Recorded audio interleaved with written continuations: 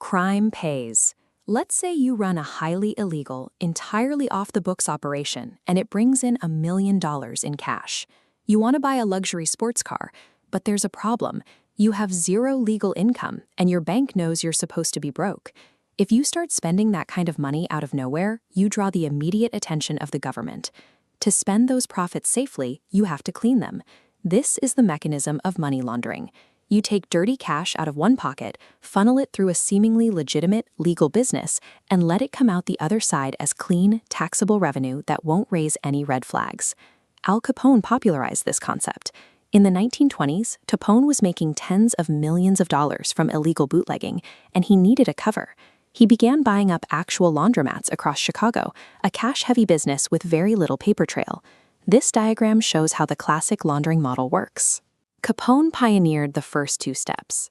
First is placement, where huge volumes of dirty physical cash are inserted into the daily registers of a storefront. Then comes layering.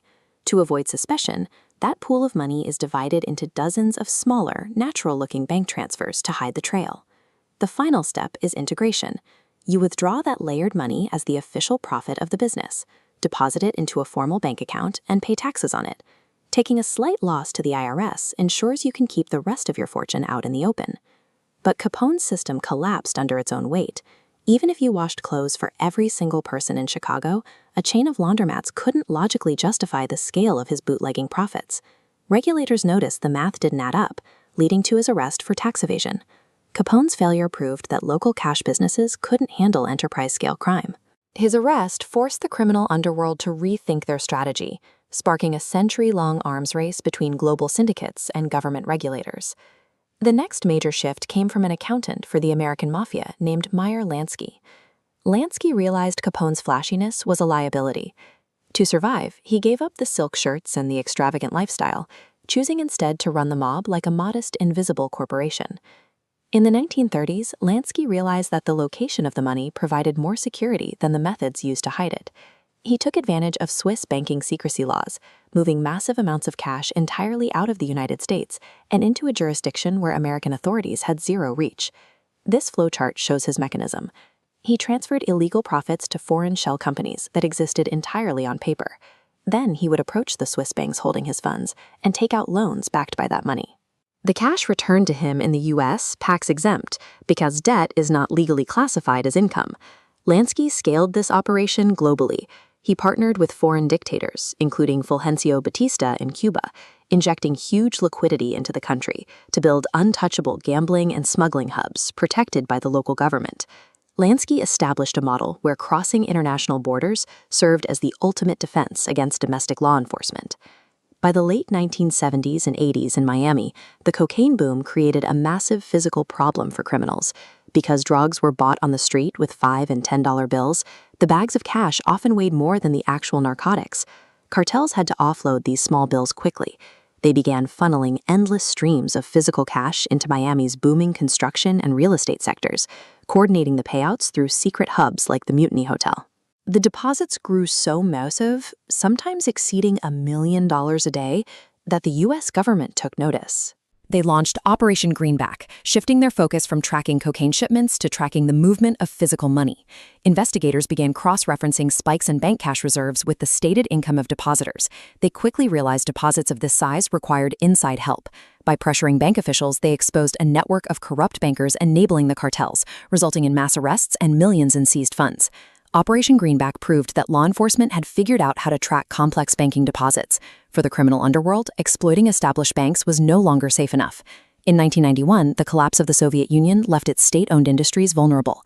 The Russian government launched a voucher privatization program meant to give ordinary citizens shares in the national economy.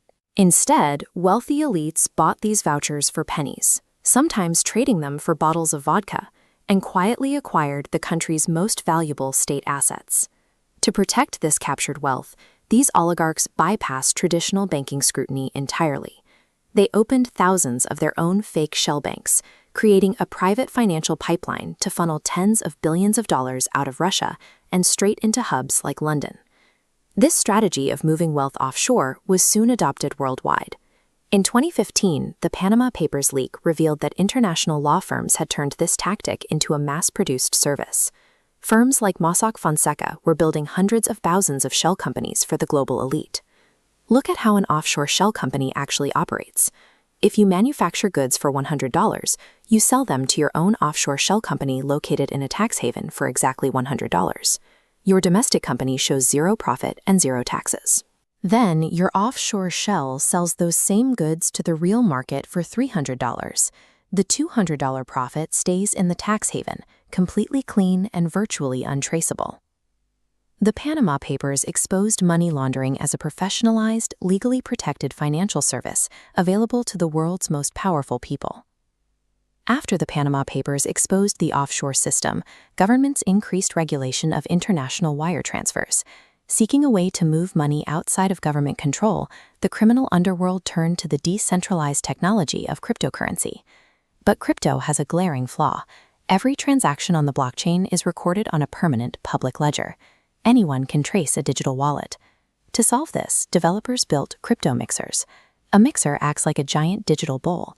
You throw illicit funds from multiple different wallets into the same pot alongside legitimate money.